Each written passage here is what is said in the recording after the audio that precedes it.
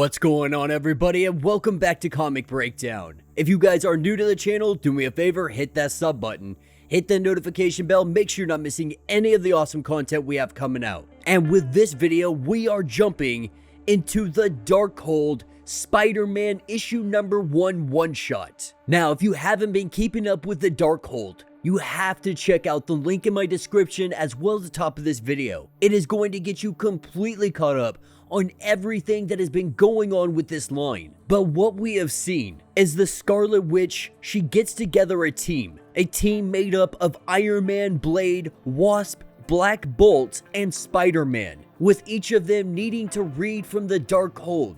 They have seen a dark and twisted life for themselves, being thrown into a what-if universe. We are shown if things had just slightly changed for our heroes, what the outcome might hold. And this is Spider-Man's tale. So with that being said, let's dive into this breakdown. Alright gang, so as we dive into this issue, we are picking up, and the world, it definitely looks a lot different than we recognize. But we have a conversation between Gwen Stacy and Peter Parker. Gwen just letting Peter know that on his way home, he needs to grab some vinegar, he needs to grab some other items. Being on the phone, today is an anniversary. It appears to be their anniversary. But as Peter is swinging through the city, we see that the city, it looks like it is being held together.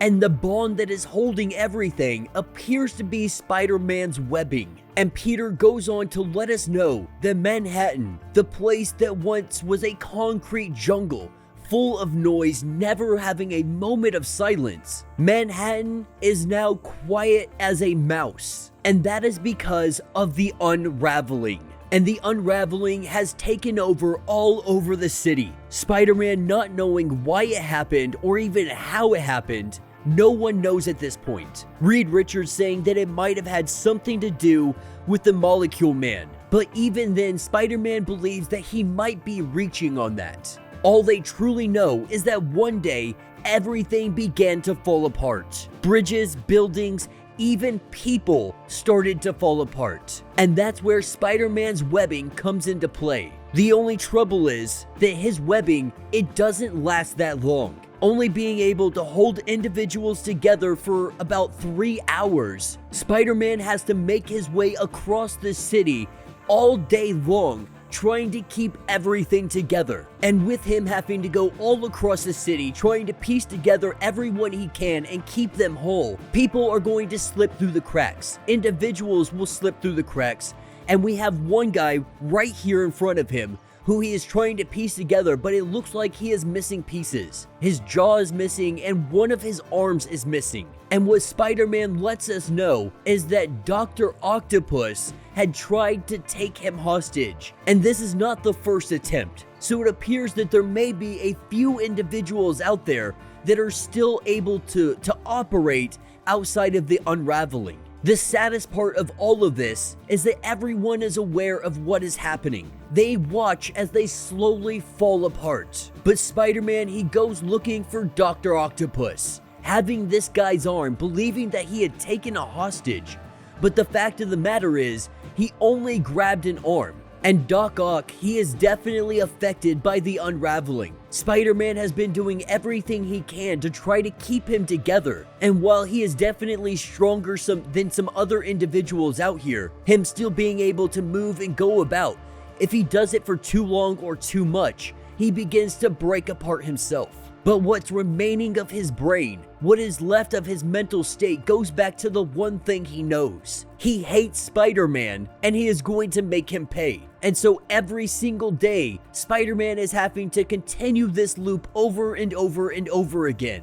And for Peter Parker, this comes down to just pity. He pities everyone so much, even Dr. Octopus, that he will come back through here, he will fight him real quick, put him back together, and do it all again the next day. But with Dr. Octopus now being put back together, we see a flare go up into the sky. A flare that looks very familiar, as if Johnny Storm himself had wrote it. There is a flaming 4 up in the sky. And so, taking us to the Baxter building, we are picking up with Spider-Man coming in and letting Reed Richards know that he doesn't need to send a flare-up, that there is no reason for it. He could simply just let him know that he needs him. And Reed Richards, he is currently indisposed. And when I say indisposed, he turns himself into a just blob of a human being. Because he discovered that abandoning human morphology, it frees up significant cognitive capabilities. And so it really allows him to work better. It allows his mind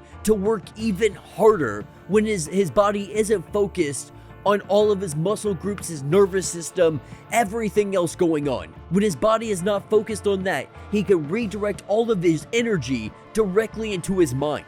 Now, Reed Richards, he asks him one simple question. Why do you keep doing this silly anniversary with Gwen? Every single year, you do this insane anniversary meal fantasy. But the truth of the matter is, he has a responsibility to the city, with Peter Parker letting him know that he only gets about 3 hours of sleep as it is. That when he is not sleeping, he is out there swinging, trying to keep everything together, while Reed Richards, for all of this time, has not found anything that can help solve this problem. But there is something that he wants to show Peter Parker, and what he wants to show him is the new replacement that could take over for the webbing. Now, he lets him know that his webbing, it degrades over time, approximately 3 hours. And what he is showing him is a self-healing organic polymer that can theoretically replace all of his web fluid. He applied this special enzyme to make it adhesive. The only thing about it is this is Reed Richards' finger. Now, Peter Parker, he's just like, listen, man, I gotta get out of here. Reed Richards telling Peter Parker, like, I'm not delusional, man. Like, trust me, this plan's gonna work. I got it. You just have to bring me people that are like me, that are like you. Because Peter Parker's accelerated healing is what saved him from the unraveling, and Reed Richards' elastic molecular structure is what stopped him, believing that there have to be others like him out there. If they can be brought here, they can be turned into an enzyme, and it would solve all of the webbing problems. Now, Peter Parker, he ignores all of this, and he focuses on the sonic gun that is in the corner of the room, recognizing what that gun is for, and knowing 100% why Reed Richards has brought it out. And it's because he is back in town. It is because Venom is in New York City. Now, Peter Parker, he is already running a little bit late for his anniversary, or it looks like he is going to be running late. But he has to investigate this Venom situation, because the truth of the matter is Spider-Man has not seen Eddie Brock ever since the unraveling had begun. Not knowing where he disappeared to, not knowing where he ran to. More than anything, he is concerned that he needs to take the shot and take him down before Venom gets the jump on him. The only thing is, Venom gets the jump on him, with Peter being too slow, being too stupid to recognize he had walked directly into a trap. The only issue is, Peter Parker can still remember his name, which means either Venom is pulling his punches, or there is something wrong with him. And with Peter Parker bringing the ceiling down on both of them, we see the rocks coming down, but Venom stops this fight in mid-fight and lets Peter Parker know that he is not here to brawl with him, because Eddie Brock, he is dead. Venom showing us his skeleton. Now, it hasn't been long, and Venom has been doing everything he can to keep Eddie alive and keep his corpse now fresh that he has passed away. Giving everything he can, he simply could not save his life. And Spider-Man tells him, you could have left this place. I don't understand why you stuck around, why you still have Eddie Brock holding on to him. And that's something that Peter Parker never understood. He never understood the bond between Eddie Brock and Venom. Two wounds they were, bowed and broken at the same altar, but they healed each other. They made each other better. They were exactly what one another needed.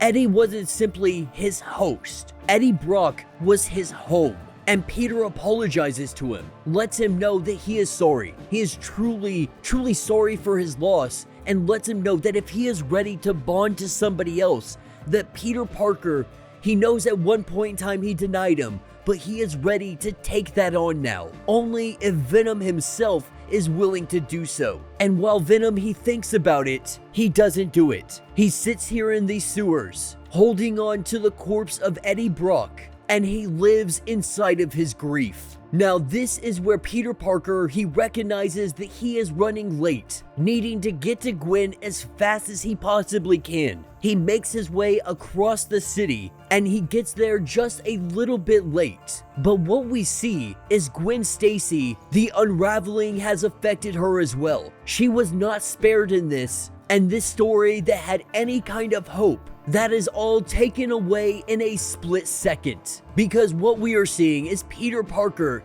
he is living a life that no one should live. This will bring anybody to the brink of absolutely just snapping.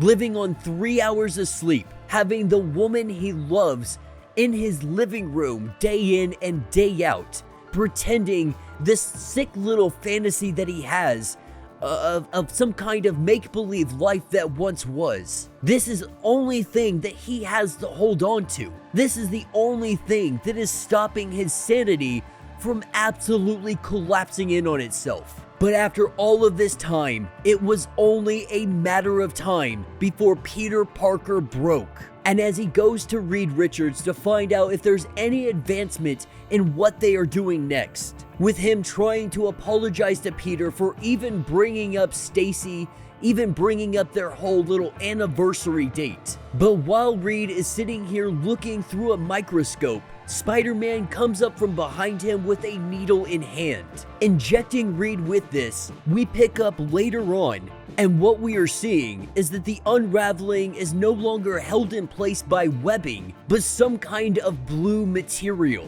But it gives him some time to think. It gives him some time to mourn. This is not an end-all be-all. This is not a fix-it-all problem. This is only a temporary solution. This new webbing is definitely not going to fix this city. And we hear the faint whisper of Reed Richards, letting Peter know that he wants all of this to end, telling him that the pain is unbearable. Spider-Man letting him know that he has a responsibility to the city. We see that what he used was Reed Richards, using Mr. Fantastic as the Elastic Man himself to be able to hold this city together. And we see that Spider-Man has finally broke. And that will be the end of this issue. So let me know what you guys think down in the comments. Now we have one more issue left. That issue is going to be the Darkhold Omega. And as we reach our conclusion to the story, I really do have to say I have been thoroughly enjoying these what-if stories, especially the Spider-Man one. With Spider-Man pushed to the brink of sanity, he finally breaks, unable to continue on any longer how they are. And he learns very quickly that Mr. Fantastic, he is the prime candidate to hold this city together. And with Spider-Man's sanity finally snapping, with that break happening, him going completely psychotic, he takes down Mr. Fantastic without him even noticing, without even the inkling of suspicion. Not only that, Reed Richards stays alive, because as long as he can keep him alive, he can hold this city together. It's definitely a unique story. It's a fun way, a different story than what we usually get with the Spider-Man aspect. And the Venom Eddie Brock aspect of it,